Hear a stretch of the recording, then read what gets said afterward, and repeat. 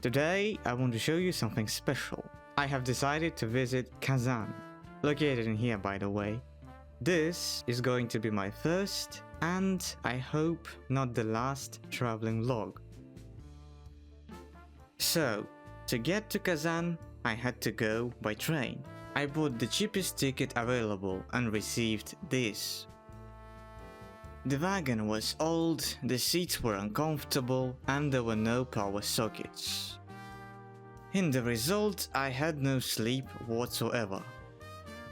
But hey, at least I didn't spend much.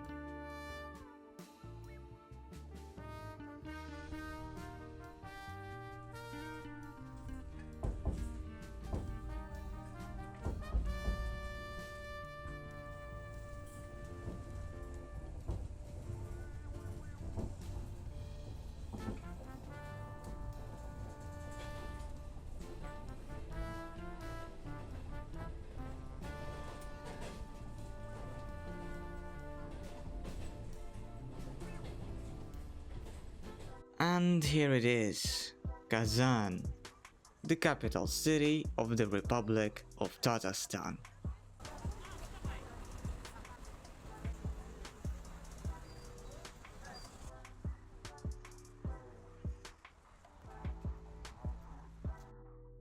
And before we go into the Kremlin, yes, this place has its own Kremlin, I wanna show you the main Kazan street, the Bauman street.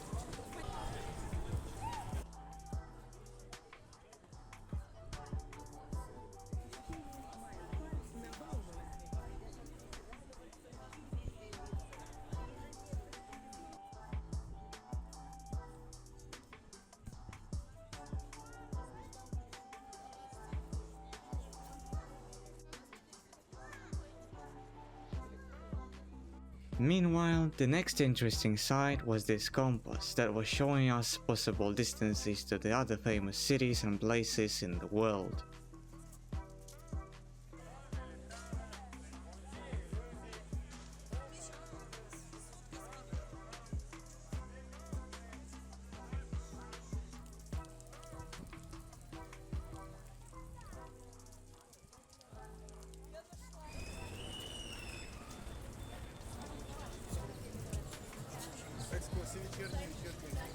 And to finish up this street, I found out this old fascinating belfry. This belfry was built in 1897 by a Russian merchant, Ivan Krivonосov. The total budget of this building was around 60k Russian imperial rubles. This is actually quite fascinating.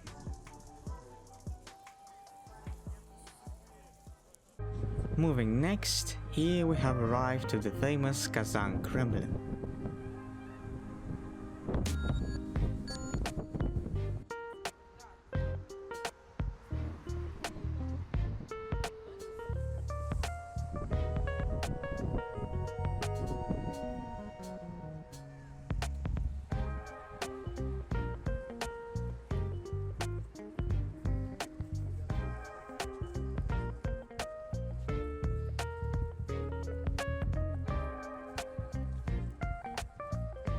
When we enter the fortress, we will be welcomed by Kazan Governorate, administrative building on the right and Kul Sharif Mosque on the left in the distance.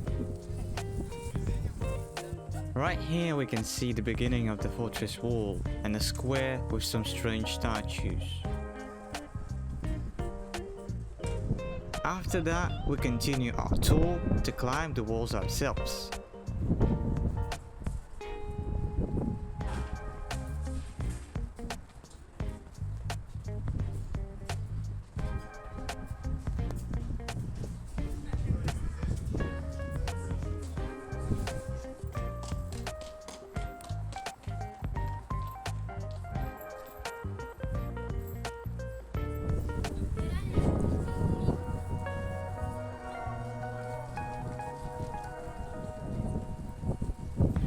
Allow me to introduce you the Mosque of Kul Sharif.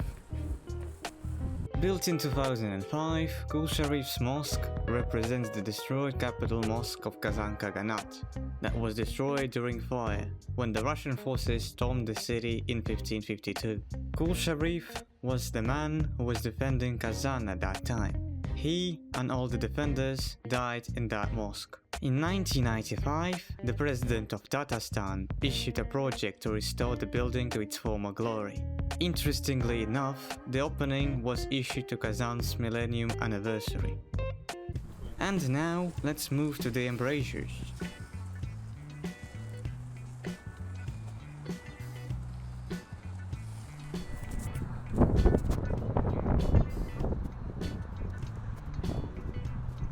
I think this is the most interesting part of the entire video. Well, at least one of them.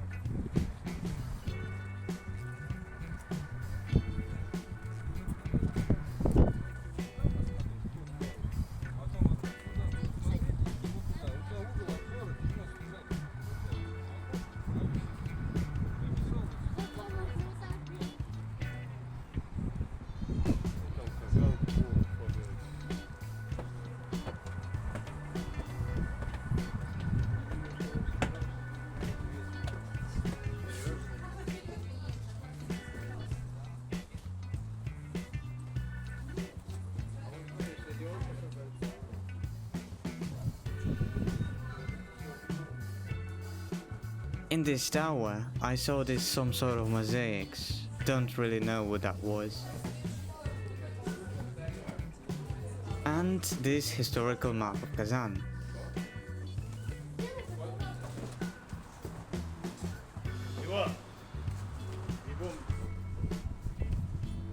On this fragment, my initial idea was to show you how it was looking from the outer side of this embrasure, but I failed significantly. I was a bit surprised to see these penalty shackles that said embezzler. Here are some view from the higher ground.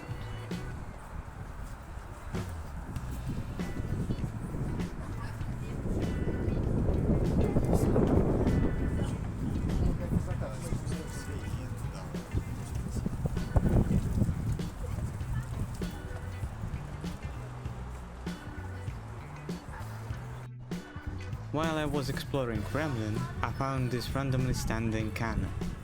But only afterwards, I found out that right next to it was Weaponry Museum. Meanwhile, we are approaching the next place of interest.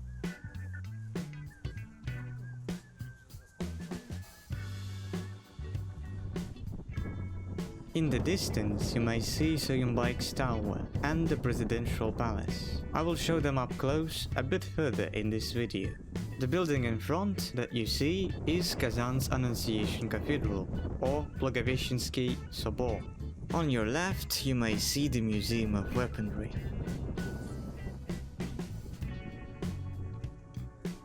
If you go this way, you will pass this beautiful alley and return to the main entrance.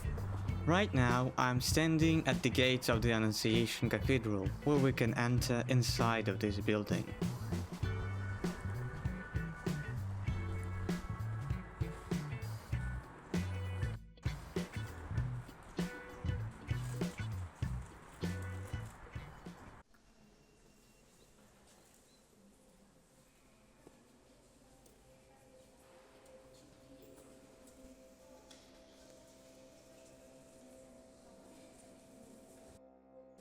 I have to admit, I don't really know much about Christianity, and Orthodoxy in particular, so I can't offer any insight that might be new to you.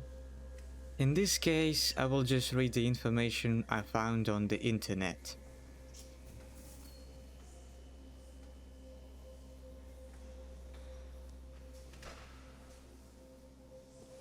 Initially, the cathedral was built in 5062 to replace the wooden church, which by itself was built in 5052. The order to replace this church was initiated by Ivan the Terrible himself.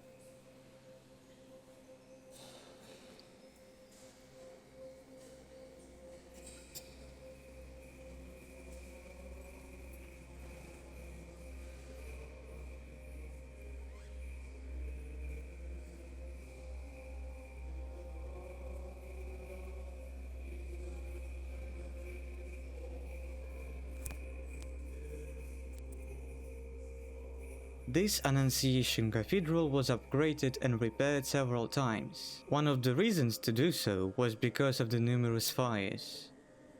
This place burned in 1597, 1672, 1694, 1742, 1749 and 1757.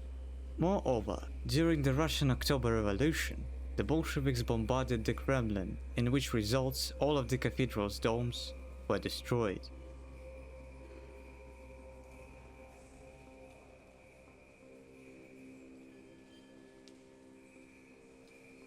In the imperial era, the cathedral was visited by many famous persons. It was visited by Peter the Great, Catherine the Great, Alexander Pushkin, Nicholas I, and Alexander I and II.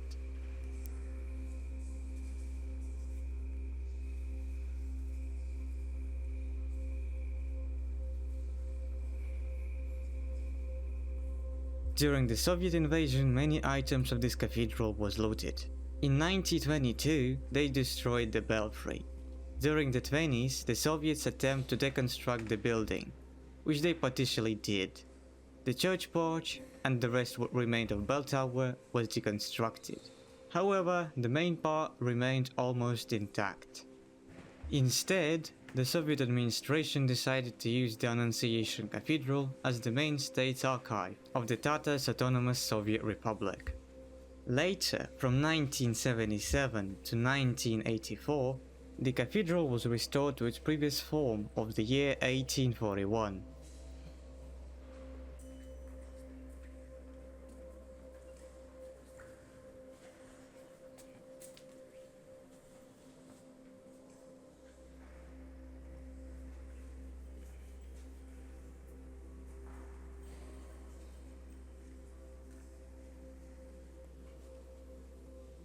In 1995, the President of Tatarstan transferred this place to the State Historical and Architectural Museum Reserve Kazan Kremlin, and finally, in 1997, the State's archive was moved to another place. Well, that was pretty much everything that I found interesting about this place. Maybe if you're interested in the architectural details, you will find the rest of the info I found curious. But I don't think so. That's it.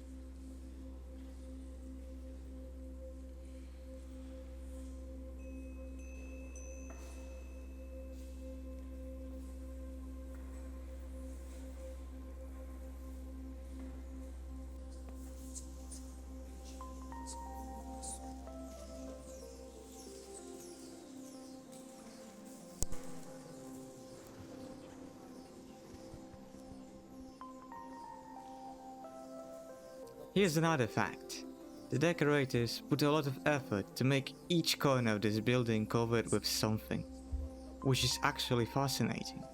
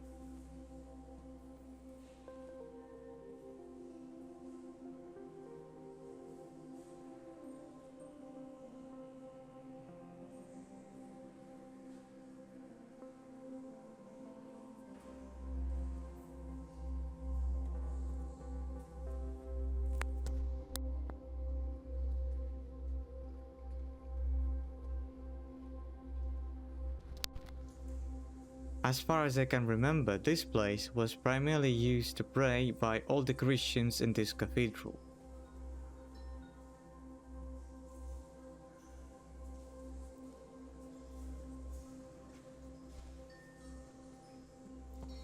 And then there was this thing everyone prayed to.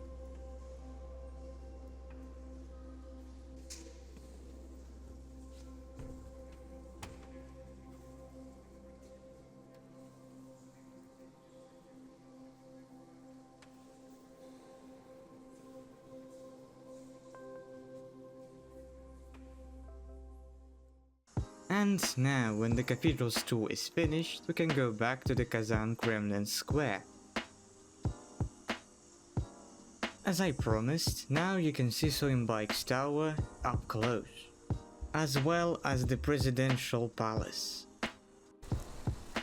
Here I've got for you an exclusive frame of the same building in close range.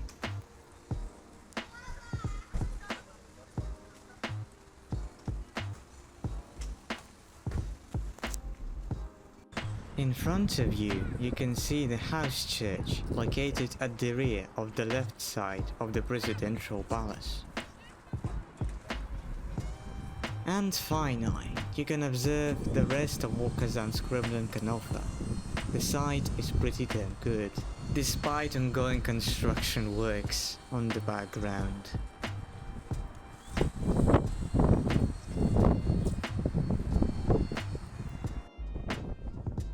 And that was it. That was everything that I found interesting to show you in this video. The only obvious thing that I've noticed that needs to be improved is the way I work with my camera. I will try to improve it the next time.